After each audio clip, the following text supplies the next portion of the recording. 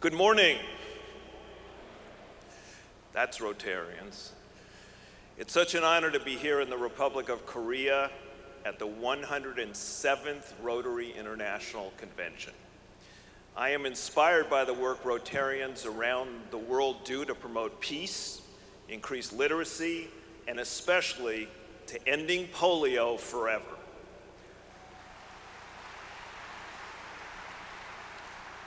I also know of and applaud Rotary's commitment to protecting our planet through the work of Rotarians and their clubs across the globe. We are here at the suggestion of the Rotary Club of Birmingham, Alabama, who has a special member you will soon get to know well. Let's hear it for Birmingham.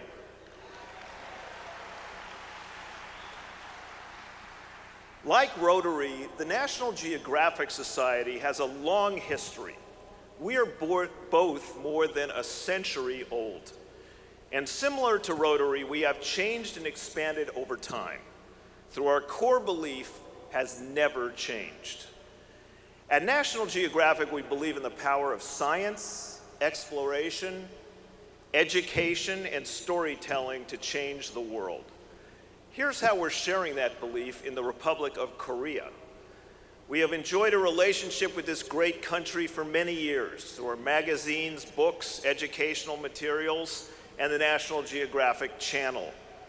We have also funded many researchers, conservationists, and explorers from the region, but we realized we could do much more given the amazing growth we have seen across Asia in the last 40 years.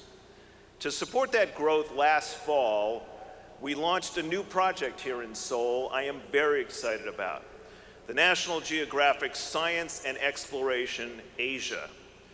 This is a targeted science fund that gives grants to Asian explorers to work anywhere in the world. And we are grateful to our Korean philanthropic partners for their support. In just a few months, we have already more than doubled our grants made in the region, worth nearly $500,000 to 22 world-changing individuals.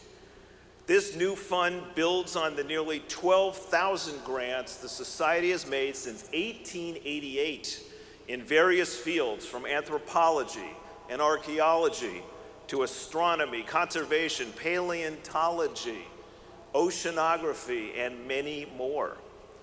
But National Geographic has always been unique in that we don't just fund science and exploration, we also tell those stories in compelling ways to inspire millions of people around the world to do their part to help the planet and to make a difference.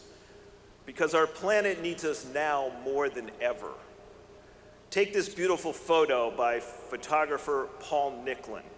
It shows meltwater gushing from an ice cap off the Norwegian coast. While it is a beautiful image, its beauty illustrates the urgent situation in the rapidly warming Arctic. We are able to bring people into this conversation through our strong social media presence. Here is another beautiful image from Paul Nicklin. Paul has said that he posts cute wildlife photos like this as a way to grab people's attention, but then to educate them on how climate change is hurting various species. This Instagram photo of a newborn harp seal pup received over 600,000 likes on Instagram. And those who also read Paul's caption learned that 70% of these pups are dying due to poor ice conditions. Paul also includes suggestions on how to protect these beautiful and vulnerable animals. You probably know the facts. We will have a planet of 9 billion people by the year 2050. There were 4 billion when I graduated college not so many years ago. Hundreds of millions of those 9 billion will be at risk from rising sea levels from many of the countries represented in this room. Critical habits will continue to decline. Species are going extinct every day. And all of this would be incredibly depressing if we didn't understand that there was something each one of us could do about it, and that working together will make the world a healthier place. We tell the story in a way that people can understand and trust.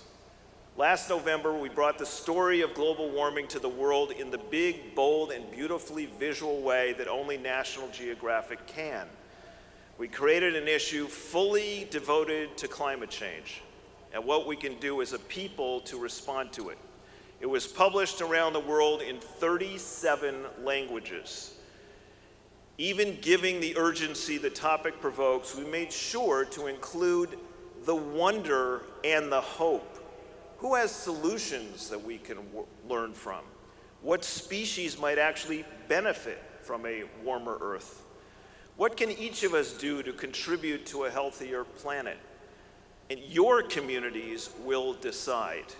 For it is communities like Rotary that will explore and change the world. Together, we can explore because we believe that exploration is not a solitary activity. It is all of us coming together, working to explore and protect our fragile Earth. People like Krithi Karanth, a National Geographic emerging explorer, exemplify this spirit of collaboration. Krithi works at the intersection of human-wildlife interactions in India. We often think of India as a place with more than 1 billion people, but it is also a country rich in wildlife, with most of the world's elephants and 40% of the world's tigers. A century ago, there were 100,000 tigers. Now, there are about 3,000. And as the human population grows, these few tigers are being squeezed into the last 3% of India's protected and undeveloped land.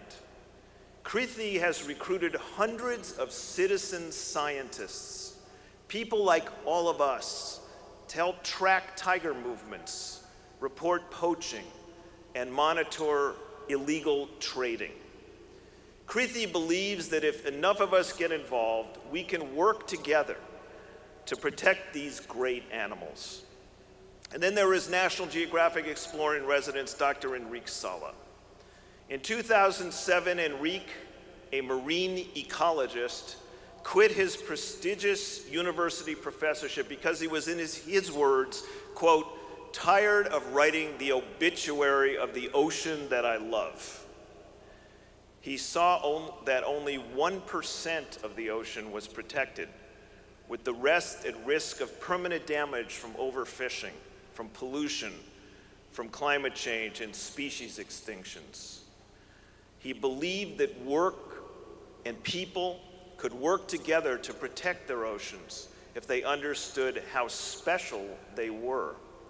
So he came to the society, and together we created the National Geographic Pristine Seas Project, a program to explore and document the last undamaged places in our ocean to inspire people to work with their local governments to protect these beautiful and ecologically important places.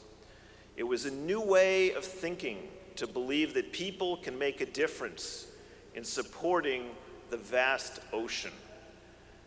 But through this new way of thinking, in just 4 years, the National Geographic's Pristine Seas program, in 4 years, has inspired the protection of more than 3 million square kilometers of ocean territory.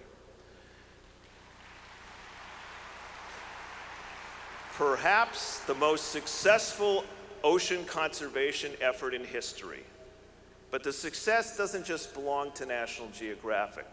It belongs to the peoples, communities, and governments of the Galapagos in Ecuador, of Gabon, of Chile, of Pitcairn Islands, and so many other places. National Geographic provided the science and the inspiration, but the change came from people just like you. We believe in people like National Geographic fellow Dr. Steve Boys, an African scientist who is working to save a vital habitat that serves as home to thousands of species, many of which are critically endangered. The Okavango Delta of Botswana is a 10,000 square mile patchwork of islands, floodplains, channels, and lagoons fringed by the Kalahari Desert. Fed by rivers from Angola, this region is critical to endangered animals, including elephants, lions, cheetahs, wild dogs, and dozens of bird species. Building on the success of National Geographic Pristine Seas, Steve and his team are now conducting scientific surveys of the entire river system that feeds into the delta. The road is dangerous. The path is covered broadly in landmines left over from Angola's long civil war, and often traveling by foot or small boat is quite dangerous. But if successful, their work could inspire the people of Angola, Botswana, and Namibia to work together to establish the largest protected land area in the world. And of course, people like Dr. Sarah Parcak, a National Geographic fellow who was also awarded the TED Prize earlier this year. Her work focuses on using technology to discover archaeological sites, particularly to work with other groups around the world to thwart looting of historic sites. Sarah, too, is protecting habitats and ancient treasures by employing new technologies that seek out archaeological sites in less invasive ways. I am excited for you to hear from her next. We at National Geographic are so proud of her, and I know you will be fascinated with her work and her message. We believe in people like Gabriel Ngale, a National Geographic grantee, who is working with children to help them become protectors of our environment. Many beautiful parts of Kenya have been damaged by illegal logging and other activities. Gabriel has inspired thousands of Maasai school children to protect their homes by planting 10,000 new trees. It may seem simple to plant trees to restore ruined lands, but the power of this work, the power of National Geographic's model to inspire people to explore and change the world, is that Gabriel has also helped to create a sense of ownership in the next generation of Kenyans. These children feel they own the trees they planted and that they own responsibility to protect their own environment. And kids and education can make all the difference. That is why I believe so profoundly in the opportunity we as a society, and all of us here at Kintex, have to build on Gabriel's work and the work of so many others to inspire the next generation to explore and protect our planet. One of my favorite programs is called BioBlitz, and it's a way to get kids and adults out into nature, mostly national parks, to look at birds and bugs and plants, to search for and document species. Getting your hands dirty is a great way to appreciate the environment. By exploring their own backyards, kids see the surprising ecological diversity that exists in every part of our world. Every city park, every rural village, every forest and desert and riverside, every place in our shared and fragile world can inspire all of us and all of our planet's children. I'm pleased to say that we are hosting our first BioBlitz in the Republic of Korea in a few weeks, June 25th and 26th in the Punchbowl region of Yanggu County in the Gangwon province. As we educate these children, we are creating the next generation of explorers, of scientists, conservationists, public servants, and Rotarians. These children will grow up to make our world a cleaner, safer, and more just place. But we must never forget that all of us here, you and me, and everyone else, are explorers too. What ties us together, Rotary and the National Geographic Society, is our belief that we can make our world a better place if we work together in common purpose. Together, all of us can change the world. Thank you again for the profound honor of being allowed to join you today, and I wish all of you safe travels on your own journeys of exploration. Thank you.